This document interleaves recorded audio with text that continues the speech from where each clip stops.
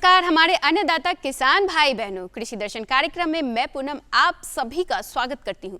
दर्शकों, सबसे पहले हम देखेंगे खबरें खेती की, जिसमें हम जानेंगे मंडी भाव, उपकरण, सफलता की नई कहानी, तकनीक और साथ में मौसम का हाल। तो आइए देखते हैं खबरें खेती की। नमस्कार, खबरें खेती में आप सभी का स्वागत है। मैं हूं किश्वर जबिया। ये सबसे पहले नजर डालते हैं आज के मुख्य समाचार पर। मोटे अनाज से पोषण भरे आधुनिक खाद्य उत्पाद, सेहत भी स्वाद भी। अंडा उत्पादन के लिए लेयर फार्मिंग है बेहतर तकनीक। अधिक पैदावार और मुनाफे के लिए भिंडी के उन्नत प्रभेद का करें चयन। अब खबर विस्तार से। बिहार सरकार ने 18 जिलों में खरीफ प्याज की खेती को बढ़ावा देने के लिए 2025-26 में खरीफ प्याज क्षेत्र विस्तार योजना की शुरुआत की है। इस योजना का मुख्य उद्देश्य खरीफ सीजन में प्याज की खेती को प्रोत्साहित करना है, जिससे किसानों की आय में वृद्धि हो और राज्य में प्याज की उपलब्धता सुनिश्चित हो सके। दरअसल खरीफ प्याज की खेती के लिए प्रति हेक्टेयर 10 किलोग्राम बीज की आवश्यकता होती है। बीज का मूल्य 2,450 रुपये प्रति किलोग्राम निर्धारित किया गया है। हालांकि किसानों को बीज वास्तविक मूल्य या अनुमानित मूल्य में से जो कम होगा उस पर उपलब्ध कराया जाएगा। मोटा अनाज हमारे पारंपरिक आहार का महत्वपूर्ण हिस्सा रहा है। इनमें बाजरा, ज्वार, रागी और मड़ुआ जैसे अनाज शामिल हैं। इन अनाजों का उपयोग केवल पारंपरिक व्यंजनों तक ही सीमित नहीं है, बल्कि इन्हें आधुनिक खाद्य उत्पाद जैसे बिस्किट, केक और अन्य स्नैक्स बनाने के लिए भी इस्तेमाल किया जा रहा है। मोटी अनाज जैसे बाजरा, रागी, ज्वार और कोदो न केवल सेहत के लिए फायदेमंद हैं, बल्कि ये अनाज कम संसाधनों में भी अच्छी उपज देते हैं। इन अनाजों में उच्च मात्रा में फाइबर, प्रोटीन और खनिज होते हैं, जो मानव शरीर के लिए बेहद फायदेमंद हैं। आजकल बढ़ती स्वास्थ्य समस्याओं के बीच मोटे अनाज की मांग तेजी से बढ़ रही है, जिससे किसानों के लिए ये एक बड़ा अवसर साबित हो सकता है। दरअसल मोटे अनाज से बिस्किट, केक एवं अन्य खाद्य वस्तुएं बनाना पारंपरिक पोषण को आधुनिक स्वाद के साथ जोड़ने का एक बेहतरीन तरीका है। ये खाद्य पदार्थ हृदय रोग, मधुमेह और पाचन संबंधी समस्याओं को नियंत्रित करने में मदद करते हैं। भारत में अंडा उत्पादन तेजी से बढ़ रहा है और मुर्गी पालन आज एक लाभदायक कृषि व्यवसाय बन चुका है। आधुनिक तकनीकों के उपयोग से किसान कम लागत में अधिक उत्पादन कर सकते हैं। आज देश और दुनिया में अंडों का बाजार काफ़ी बड़ा हो गया है। लगातार इसकी बढ़ती मांग को देखकर किसान भाइयों का भी रुझान मुर्गी पालन की तरफ बढ़ने लगा है, जिसमें लेयर फार्मिंग एक बेहतर विकल्प के रूप में साबित हो रहा है। लेकिन किसान भाइयों को लेयर फार्मिंग के लिए कुछ बातों का ध्यान रखना ज़रूरी है। दरअसल हमारे यहाँ लेयर फार्मिंग अंडों को उत्पादन के लिए किया जाता है। लेयर पक्षी एक विशेष प्रकार की मुर्गियों की प्रजाति होती है, जो 4 से 5 महीने की उम्र होने के बाद से ही लगातार अंडे देना शुरू कर देती है। लेयर फार्मिंग में एक विशेष प्रकार की जालीदार रैक बनी होती है, जिसमें मुर्गियों को रखा जाता है। मुर्गियों के लिए ताज़ा फीड और स्वच्छ पानी की व्यवस्था होनी चाहिए। खासकर गर्मियों के मौसम में विशेष ध्यान देने की आवश्यकता होती है। भिंडी, जिसे लेडी फिंगर या ओकरा के नाम से भी जाना जाता है, भारत में सबसे अधिक उगाई जाने वाली सब्जियों में से एक है।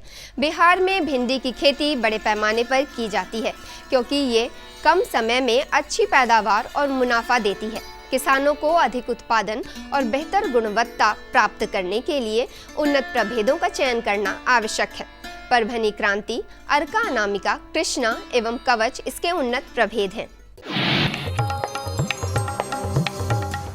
पावर वीडर एक अत्याधुनिक कृषि यंत्र है, जिसका उपयोग फसलों के बीच खरपतवार को हटाने और मिट्टी को भुरभुरी बनाने के लिए किया जाता है।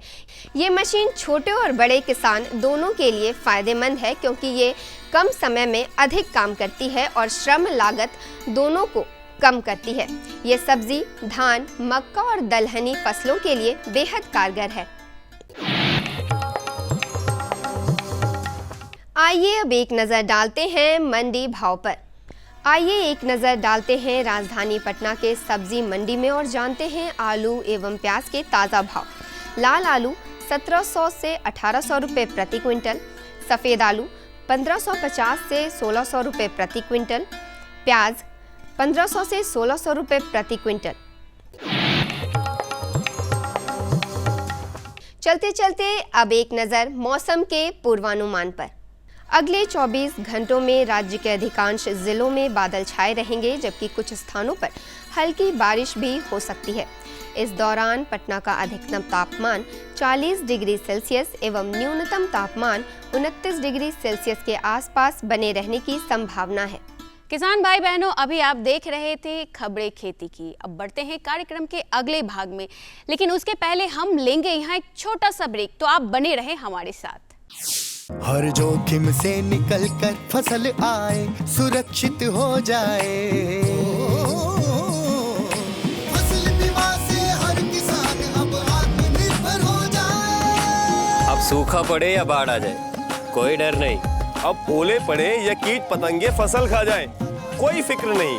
अब कैसी भी आपदा हमारी फसल पे आ जाए, क्षति होने पर हमारे दावों का उचित भुगतान मिलता है, क्योंकि हमने लिया है प्रधानमंत्री फसल बीमा। बुआई से फसल कटाई तक हर जोखिम का दावा, न्यूनतम प्रीमियम पर अधिकतम भुगतान का वादा। योजना से हर साल जुड़ रहे हैं 5 करोड़ से ज्यादा किसान। अब आपकी है बारी। नजदीकी कृषि कार्यालय, सहकारी समिति, बैंक शाखा, अधिकृत बीमा कंपनी या जन सेवा केंद्र में स्वेच्छा से करा सकते हैं पंजीकरण।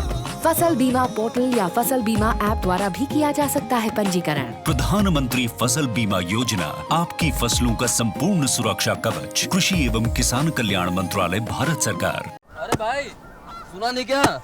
केसीसी ने किसानों का जिंदगी बदल दिया है। देश के छोटे किसान 1,60,000 रुपये तक का कर्ज बिना किसी गारंटी को ले पाएंगे। ब्याज खोरों से भी पीछा छूटा। मैं तो जैविक खेती का पूरा सामान मंगा लिया, केसीसी का भी कोई दबाव नहीं है। ब्याज चुकाने के लिए पूरा 1 साल मिलता है। समय पर भुगतान करने पर केवल 4% के सालाना ब्याज पे लोन मिल गया मुझे। अपना आधार कार्ड, लेटेस्ट फोटो और जमीन के कागजात लेके अप्लाई करो बस। और नामांकन भरने के लिए जेब भी ढीली नहीं करनी पड़ी।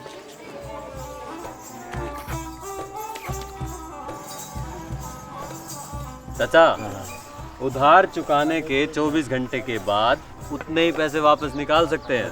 केसीसी ने किसानों की जिंदगी वाकई बदल दी है। तो आप भी किसान क्रेडिट कार्ड अपनाएं और सहजता से ऋण पाएं।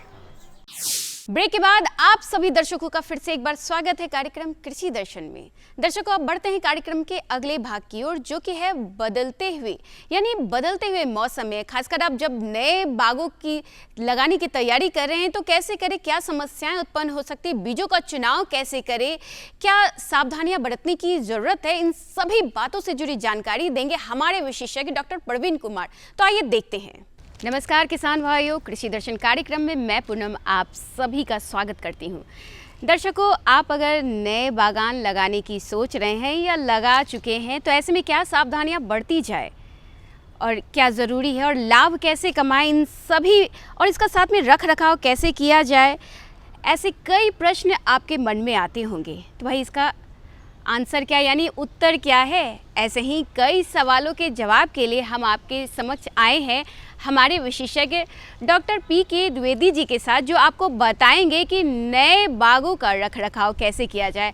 तो नमस्कार डॉक्टर साहब, बहुत बहुत स्वागत है हमारे इस कार्यक्रम कृषि दर्शन में। तो डॉक्टर साहब, सबसे पहले हमारे किसान भाइयों को यह बताइए कि नए बाग लगाने से पहले क्या क्या सावधानियाँ बरती जाए। देखिए, नया बाग लगाने का मेरा उद्देश्य क्या होता है कि हम ज़्यादा से ज़्यादा लाभ लें। और ज़्यादा से ज़्यादा लाभ जब लेने की बात आती है तो सबसे पहली बात तो होती है कि हमें उसके लिए 2 चीज़ों पर ध्यान देना है।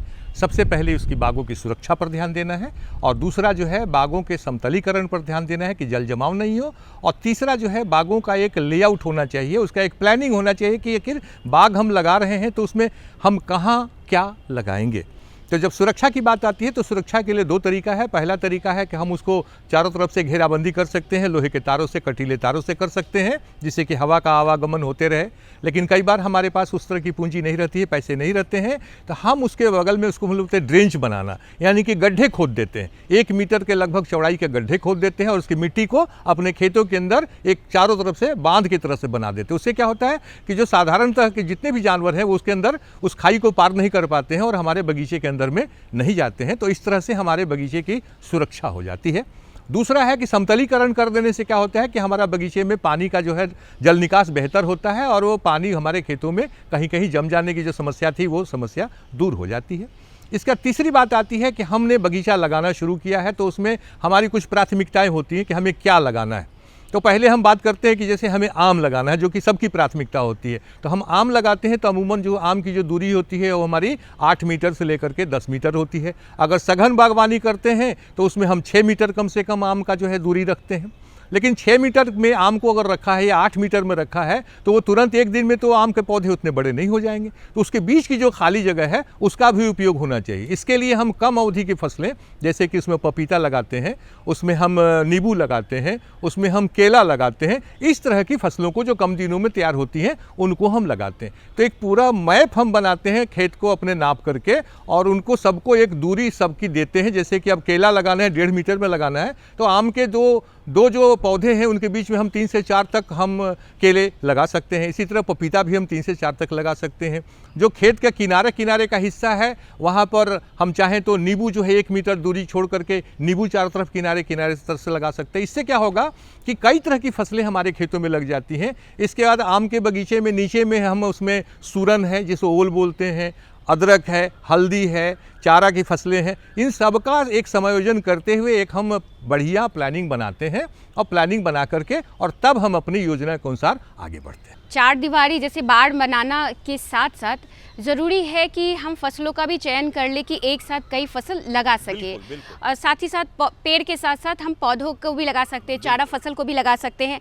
लेकिन नए बाग में पौधों की दूरी का समायोजन कैसे करते हैं और इसमें क्या अंतर्वर्ती फसल भी संभव है? पौधे हैं उनको जैसे हमने पहले जो मुख्य जो हमारी फसल है, प्रमुख जो फसल है, उसको हमने पहले अपने हिसाब से लगाया। जैसे कि मान लीजिए कि मैंने कहा कि 8 मीटर की दूरी पर हमको आम लगाना है, तो हम क्या करेंगे, हम जो हमारी जो बाउंड्री है उससे 4 मीटर अंदर में हम एक लाइन बनाएंगे उत्तर दक्षिण और फिर 4 मीटर पूर्व पश्चिम। जहाँ पर वो लाइनें एक दूसरे को काट रही हैं वो जंक्शन होगा और वहाँ से 4-4 मीटर की दूरी पर हम पौधे लगाएंगे। इससे क्या होगा, हमारा पौधा कभी भी पड़ोसी के खेत में नहीं जाएगा और किसी तरह का सामाजिक जो कहते हैं एक तरह का दुराव वो कभी भी पैदा नहीं होगा। हमारी चीज़ें हमारे कैंपस के अंदर रहेंगी। एक बात तो ये हो गई। अब वो हमने 4-4 मीटर के बाद जो है 8-8 मीटर पर हमने लगा दिया। अब वो जो 4 मीटर जो किनारे का स्पेस हुआ उसमें फिर किनारे हमने जो है उसमें नींबू लगा दिया। उसके आगे हमने केला लगाया। केला हम 1.5 मीटर पर लगाते हैं, नींबू हम 2-2 मीटर पर लगाते हैं। तो इस तरह से जो है हम उसको चारों तरफ से समायोजित करते हैं और अपने आवश्यकता के अनुसार, जैसे मैंने पहले भी कहा, हम चारा फसल लगा सकते हैं, जई लगा सकते हैं, बरसीम लगा सकते हैं, इस तरह की फसल लगाते हैं। और शुरू में चूँकि पौधे हमारे बहुत छोटे हैं तो उसमें हम सब्जी की भी खेती लगा सकते हैं। जो भी उस मौसम की जो फसल है, जैसे बरसात का मौसम है तो लतर वाली सब्जियां हम लगा सकते हैं, भिंडी लगा सकते हैं, इस तरह के बैगन गोभी जो भी हमको लगाना है वो सब लगा सकते हैं। जब 1-2 साल का जब पौधे जब बड़े होंगे, छाया करने लगेंगे, तब हमको सीमित हमारे पास चॉइस रहेगा कि हम क्या क्या लगाएंगे। शुरू में हम इन सारी तरह की फसलों को लगाते हैं। तो हम अंतर्वर्ती फसल इसलिए भी लगाते हैं कि एक तो उससे निराई गुड़ाई होती है, निरंतर हम उसमें पौधों का संरक्षण करते रहते हैं, कुछ उसमें दवा वगैरह का प्रयोग करते रहते हैं, तो खेतों में कोई समस्या नहीं होती है। और लगभग नित्य प्रति हम अपने बगीचे को देखते हैं कि क्या विकास हो रहा है, कहीं पर कोई समस्या तो नहीं है। तो शुरुआत में उनका जो केयर कहते हैं ना कि बच्चों की देखभाल अच्छी होनी चाहिए, वैसे ही पौधों की देखभाल जो है शुरू में बहुत अच्छी होनी चाहिए और इससे फिर वो पौधे हमारे दीर्घकाल तक बहुत अच्छा हमको उत्पादन देंगे। प्रवीण सर, मेरे दिमाग में बहुत सारे सवाल आ रहे हैं। जैसे कि आपने कहा कि बरसात में भी कई बार ऐसा होता है कि सिंचाई की व्यवस्था क्या करें, और पौधे जो कि अभी हमारे छोटे हैं और उसमें समय लगता है क्योंकि बाग जो है एक दिन में तैयार नहीं होता, उसमें लंबे समय का इंतज़ार होता है। तो ऐसे कई फसलों को हम लगाते हैं और साथ ही साथ सिंचाई की क्या व्यवस्था करें। लेकिन पौधों को लगाने से पहले मिट्टी, जैसे हम लोग पौधे रोप रहे हैं तो पहले ये जानकारी होनी चाहिए ना कि मिट्टी में अगर कीड़े हैं तो क्या हमारे फसलों को नुकसान पहुंचाएं। तो क्या ज़रूरी है कि मिट्टी की भी जांच करा ली जाए? कि जब हम बगीचा लगाते हैं तब बगीचे में जो पौधे हैं उनकी जड़ें बहुत गहराई तक जाती हैं, इसलिए हम 25 सेंटीमीटर, 50 सेंटीमीटर और 1 मीटर की गहराई से मिट्टी लेते हैं और इन मिट्टियों को अलग अलग करके और इसको हम प्रयोगशाला को देते हैं। और जब हम इसकी गुड़ाई करते हैं, उसको मिट्टी निकालने के लिए जब शुरू करते हैं काम, उसी समय में हमको दिखाई देता है कि हमारे खेत में चूहे के बिल हैं, चींटियों की बाबियाँ हैं या फिर उसमें दीमक है।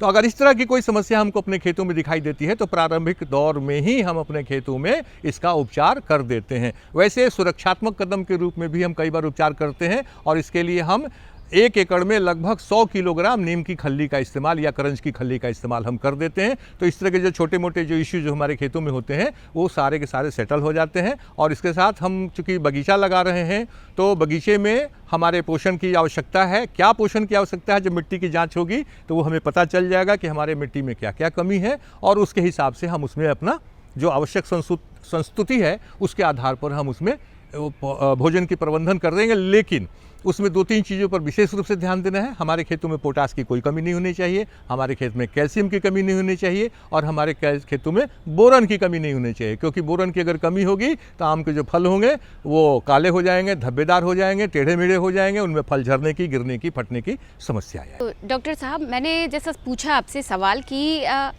जैसे आपने कहा बताया बाकी चीज़ों के बारे में कि पौधों की मिट्टी की जांच होनी चाहिए, लेकिन सबसे बड़ा सवाल है क्योंकि हम बागवानी कर रहे हैं तो पौधे तो लंबे समय के लिए हैं, तो इसमें सिंचाई की कैसी व्यवस्था होनी चाहिए, इस साथ में बरसात के दिनों में निकासी का क्या ध्यान रखना चाहिए कि पौधे सड़े ना, इसके लिए क्या व्यवस्था है? जो बगीचा लगाते हैं तो हमारी कोशिश होती है कि हम वैसे जगहों पर बगीचा लगाएं जहां पर कि जल निकास यानी कि ऊंची ज़मीन हो जिसमें से आसानी से पानी निकल जाता है।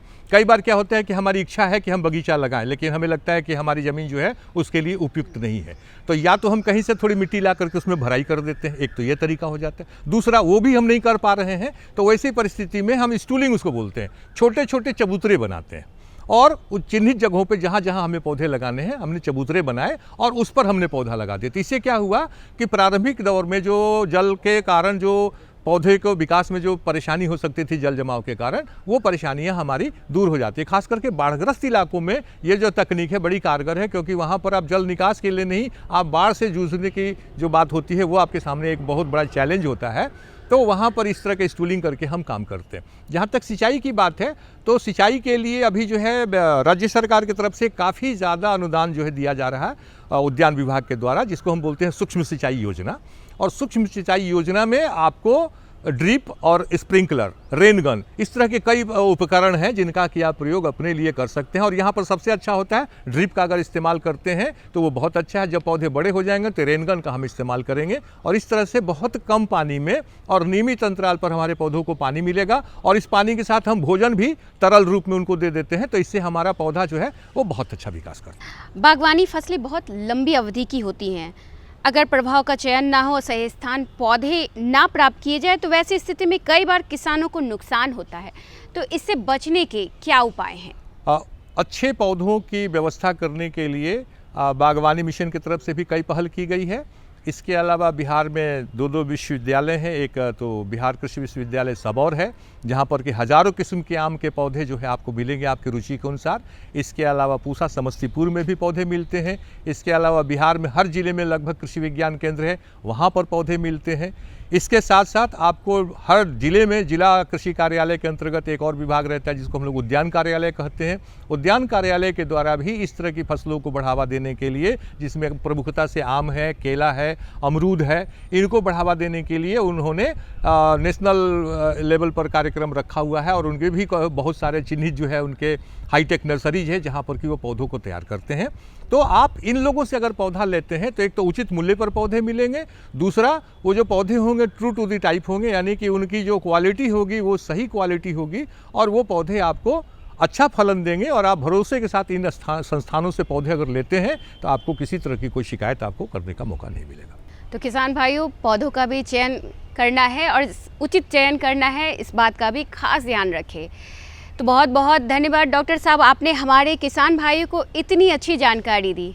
तो किसान भाइयों, उम्मीद करती हूँ आज की यह जानकारी आपके लिए बेहद खास रही होगी, क्योंकि नए बागवानों की अगर तैयारी कर रहे हैं या लगा चुके हैं तो उससे जुड़ी आज की हमारी जानकारी आपके लिए बेहद उम्दा रही होगी। अब वक्त है आपसे विदा लेने का। अगले अंक में हम फिर हाजिर होंगे ऐसे ही एक नए विषय के साथ। तब तक के लिए मुझे और पूरी कृषि दर्शन टीम को दे इजाज़त। नमस्कार। तो दर्शकों, अभी आपने जाना कि कैसे नए बागों की तैयारी की जाए और क्या फ़ायदे हैं हमारे किसान भाइयों को इसके लगाने से, अंतर्वर्गीय बागों की तैयारी कैसे की जाए और साथ में क्या कह सकते हैं कि क्या लाभ कमा सकते हैं। अब बढ़ते हैं कार्यक्रम के अगले भाग की ओर, जो कि है सरकार की योजनाओं से जुड़ी। जी हाँ दर्शकों, हम बात कर रहे हैं सरकार की योजनाएं, जो कि आपको हम दिखाएंगे फिल्म के माध्यम से कि क्या योजनाएं किसानों के लिए लाभकारी है और कैसे इसका लाभ ले। तो आइए देखते हैं। मधु क्रांति, एक नए युग का आगाज।